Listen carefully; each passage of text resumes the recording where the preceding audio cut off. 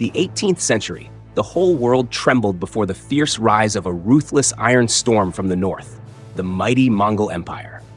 From nomadic tribes roaming the vast steppes, under the iron hand and genius mind of Genghis Khan, they united into an invincible war machine, spreading terror across continents. From the year 1206, when he united the Mongol tribes, a great era of conquest began, and the world witnessed unprecedented campaigns in human history. Mongol cavalry, with thunderous bows, sharp curved swords, and small but enduring horses, swept from east to west like a raging storm.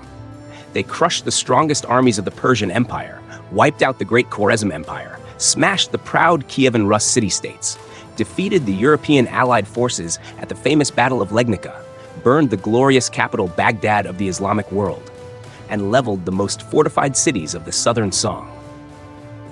Within a few decades, the world map was stained red with the Mongol flag, shaking the globe. Nations from Asia to Europe feared the thunderous hooves, the Mongol war storm rolling like a tsunami. Their armies moved like the wind, struck like lightning, and withdrew as fast as a shadow slipping through a window.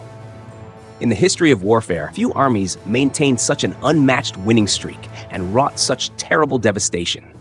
Yet, great history always has unexpected turns. No empire is invincible forever.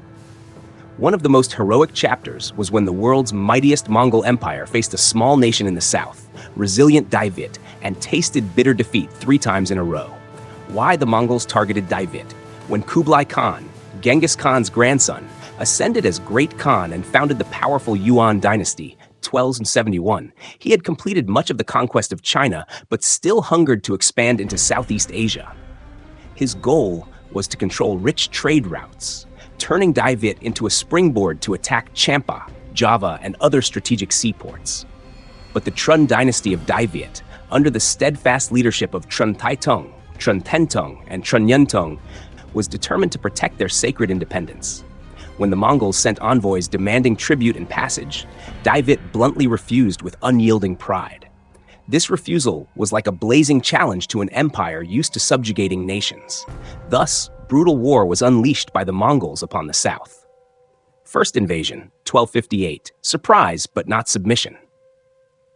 In 1258, General Uryankadai led 30,000 Mongol troops pouring into Dai Viet.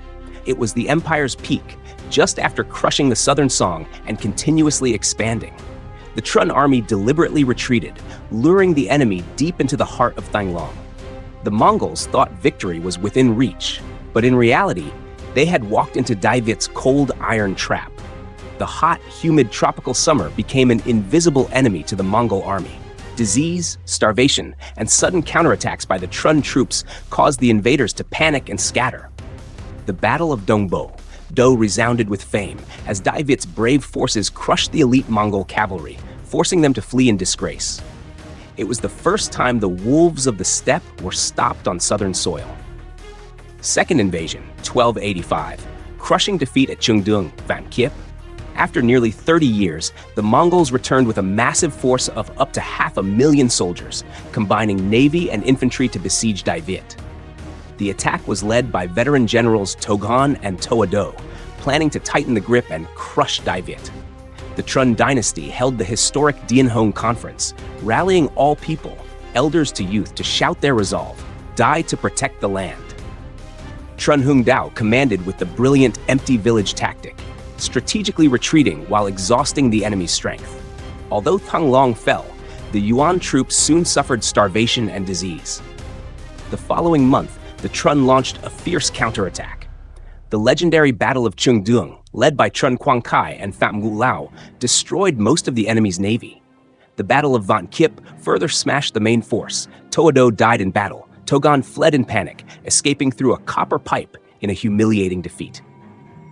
Third invasion, 1287 to 1288, glorious end at Baekdang. Refusing to submit, Kublai Khan mobilized over 600,000 troops and hundreds of warships for the final decisive campaign. This time, they prepared thoroughly, even bringing rice ships from Guangzhou.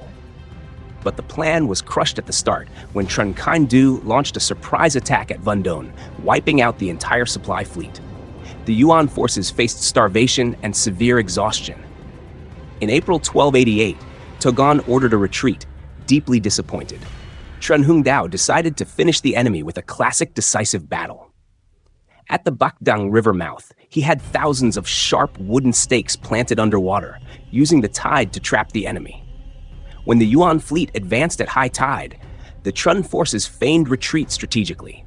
As the tide receded, the stakes emerged, trapping enemy ships. Dai Viet's troops from both riverbanks launched an attack, shooting arrows and throwing fire rockets, annihilating the entire enemy navy. O Ma Ni was captured alive, tens of thousands of Yuan soldiers perished, and the Mongol demons were utterly shattered. Togon fled in panic through a copper pipe in humiliation. The third campaign ended in a glorious victory, recorded in history, deeply engraving the indomitable, resilient spirit of the Vietnamese people and brightening the proud spirit of southern countries' mountains and rivers.